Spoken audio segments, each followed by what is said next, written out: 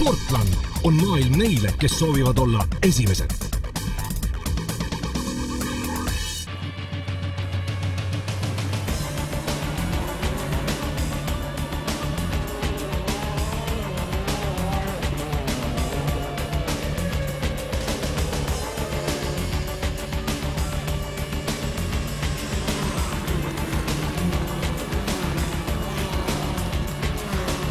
Ma istun praegu sõiduristes, millega sõidetakse lahti võistlusrada Eesti meistrivõistlustel mootorkelkudele ja neid sündmusi pole me oma saates juba tükil ajal näidanud, täna seda teeme. Tere tulemast mootorite maailma! Suurepärane talveilm oli toredaks kingituseks nii osavõtjatele kui 1000-pealisele publikule.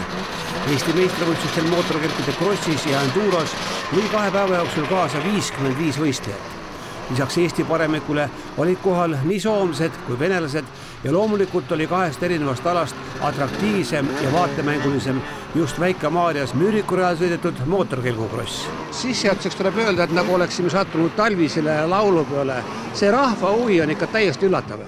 See on jah tore, et pealtvaatajad nii palju on, et see on nagu üllatuseks kõigile ja Väike-Maarjas on alati olnud nii suvistel krossidel kui talvel alati palju rahvast ja see on tõesti väga suur üllatus kõigile, et seda ei oleks osanud oodata.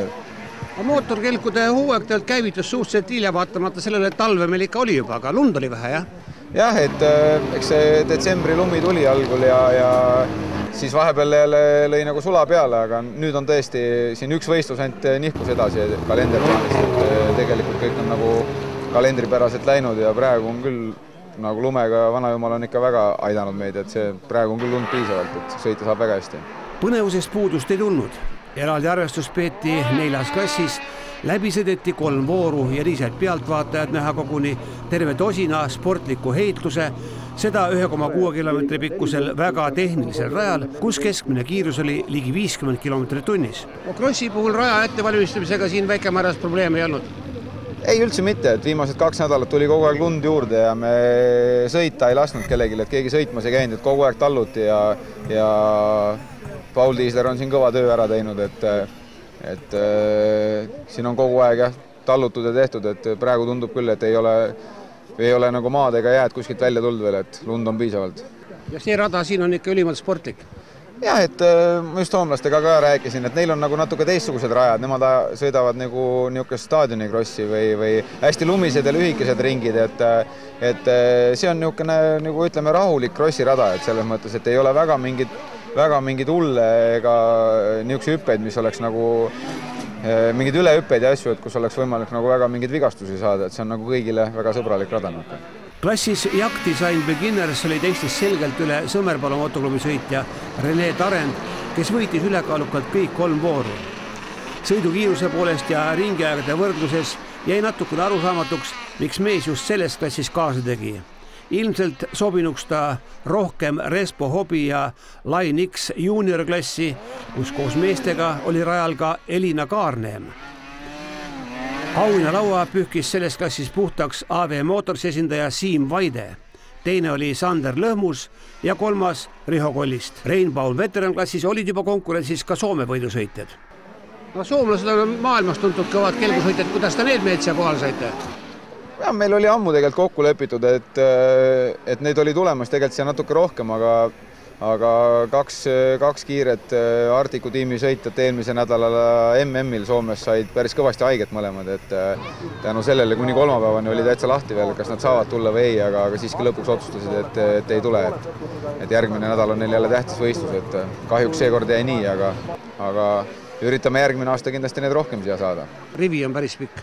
Jah, et ma ei tea, kui täna palju need nüüd kokku täpselt on võistajad, aga kõikides klassides ikkagi piisavalt peapuu on täis ja asi on tõusuteel, seda on näha.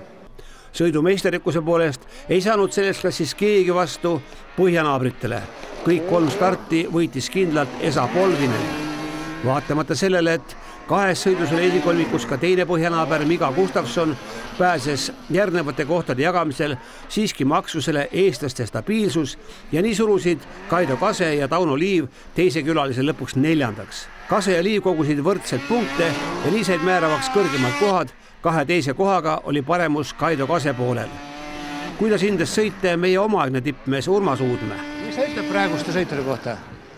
Siiamaani väga tore ju, Eestis ilus talveilm jälle ja lund palju maha sadanud ja mehed on kiired, et kes ei usu, siis võib ise joonele tulla ja siis alles aru saada, et tegelikult on kiired. Selle publiku eest tahaks ise ka ilmselt sanga tulla? Noh, eks ta ju meeles on, aga kuskil tuleb reaalsele elule nagu aru anda. On sõidetud ja vahest ka võidetud, nii et tegelikult on tore kõrvalt vaadata, et ikkagi kelgusport läheb edasi ja poisse on, kes sõidavad ja see on tore. Kogu võistluspäeva magnetiks oli Freetime Pro-klass, kus treeningsõitude paremad ringid tegi soomlane Joni Gustafsson.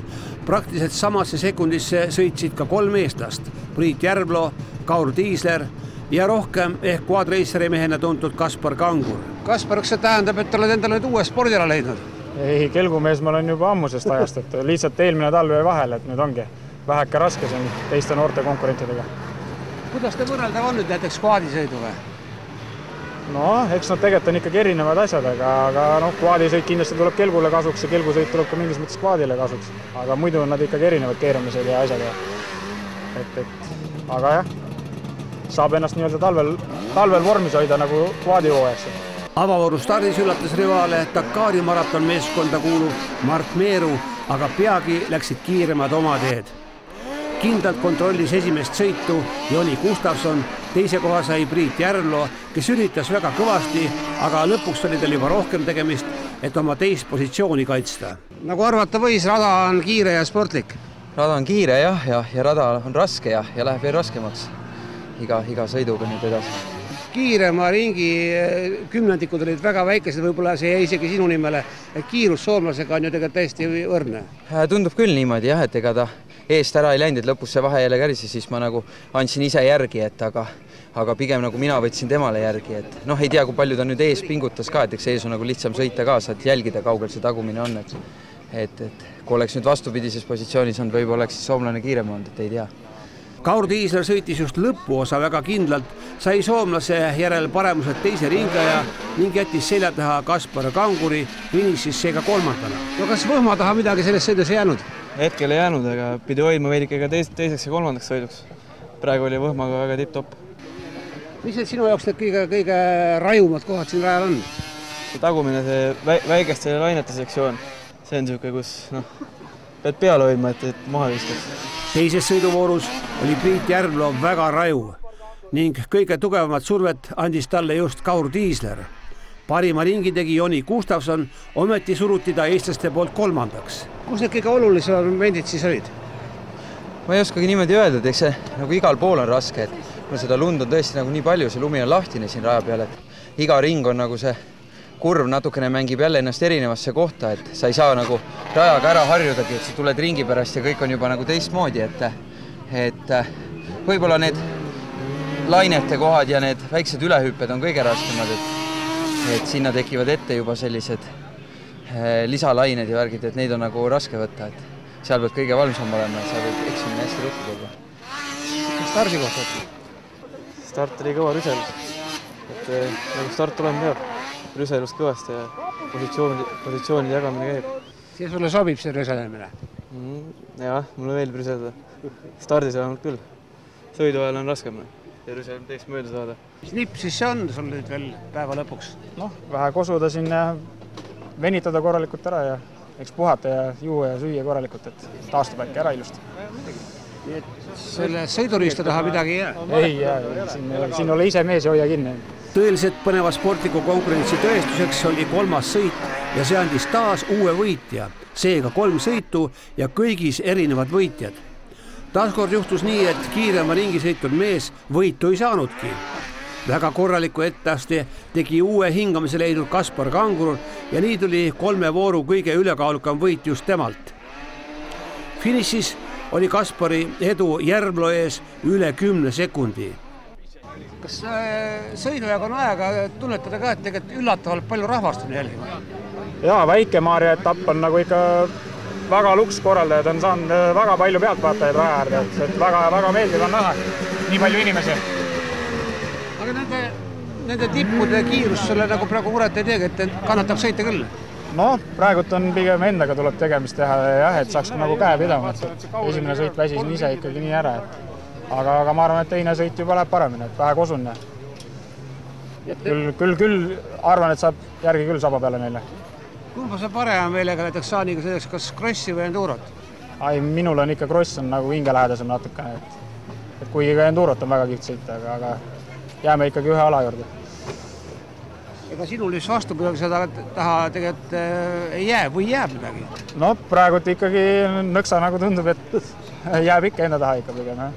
Joni Gustavson väsis ja jäi maha juba üle poole minuti. Heal positsioonil olnud Kaur Tiisler pidi taanduma 6. Ülekaaluka Eesti meistrivõistluste etapivõidu sai lõpuks Priit Järvloo. Kui suur osa tähtsus on stardil? Väga suur nagu näha praegu, et ma pingutasin, et proovisin järgi võtta ja ringilt nagu läksin ka, mingi hetk vaatasin, et olen täitsa järgi, aga see hakkas see on nagu nii väsinud juba ja see lumi teise kelgu alt eest, mis tuleb ja ei näe auku ja siis hakkad eksima rajas ja siis ma andsin järgi ära, et nägin, et lõpuni on liiga vähe aega, et ma vist ei jõuaks. Nii et seda esimest tuhka ei tohi mitte mingil juhul ära kaotada? Ei, seda ei tohi, seal peab esimene olema, siis peaks olema edasine üpriski lihtne. 4 punktiga kaotas kokkuvõttes Gustavson, kes omakorda edestas 4 punktiga 3. tõusnud Kangurit ja viimane omakorda 4 punktiga Tiislerit, kes oli siis 4. Sa oled ise soomlastega kõvasid lahingud pidanud. Kuidas praegu on meil siin nende soomlastega, kes siia on jõulenud Eestimaale tulla? No need minu lahingud, jah, olid, kuidas nad olid, aga eks see alati on tore, kui tulevad ikkagi Skandinaaviast nii-öelda ässad kohale, et eks ta Soomega on endiselt see, et ükspuha, kes seal kelgu otsa istub, siis see on nii-öelda meie keskmisest tasemest nii palju eespool, et nagu nähagi, et tegelikult täiesti enduro poisid, kes ei peaks krossis üldse nagu kiired olema, on meie meestel isegi kätte saamatu. Priit on väga hea soos ja selles mõttes selle hooga nagu võib ka täitsa Skandinaavias sõita. Teine võistluspäev kulmineerus Einjärvelt stardi saanud enduroga, kus 5 kilomeetri pikkusel ringil oli kontrollijaks 1,5 tundi. Sõideti nii individuaalselt kui meeskondlikult, lõpuks sai absoluutesikoha paar Mart Meeru Riho Kollist. Koos nendega said 15 ringi kirja ka Freetime Pro-klassi võitja Joni Gustavson, teise kohaga üllatas Urmas Uudmäe ja 3. oli Kaur Tiisler. Urmas Uudmäel tekkisid nüüd head võimalused ka Eesti meistrivõistluste võitmiseks, vaja on sõita korralikult lihtsalt lõpuni. Mis see meie kelgusõite eesmärk peaks olema? No ma arvan, et ise ennast hästi tunda ja sõita nii kiiresti kui saab ja kui vähegi jaksu ja tahtmist on, siis käia lähedal Soomes ennast proovimas. Meeskondades said teise koha Siim Vaide Sander Lõhmus, 3. koha Kaspar Kangur ja tema rallisõitjast vend Martin Kangur, viimase põhitee on loomulikult ralliautoroolis. Igal juhul mootorkelgud on sellel hooajal populaarsust juurde võitnud, järelikult ühinemine Eesti Motoföderatsiooniga oli õige samm. Mis tehnika praegu kõige populaarsem on, võib nii küsida? Raske on eelistada mingit marki või midagi, et eks ma ise olen nüüd seda Articati asja täna vedamas siin Eesti poole peal, et üritame ka nagu mingit turuosa endale võita. Ütleme nii, et see oli õige liigutus, et kelgud tulid nii-öelda Motoföderatsiooni alla selleks hooajaks? No täna ma ei näe küll mingit, et midagi nüüd halvasti oleks, et eks erimeelsusi on palju ja nii palju kui on inimesi, nii palju on erinevaid arvamusi, aga täna, kui vaadates võistlejate rivi ja kogu korralduse poolt, siis mina ei nurise. Tänaseks kõik, aitäh vaatamast ja mootorite maailmas kohtume taas järgmisel pühapäeval. Seniks kõike head!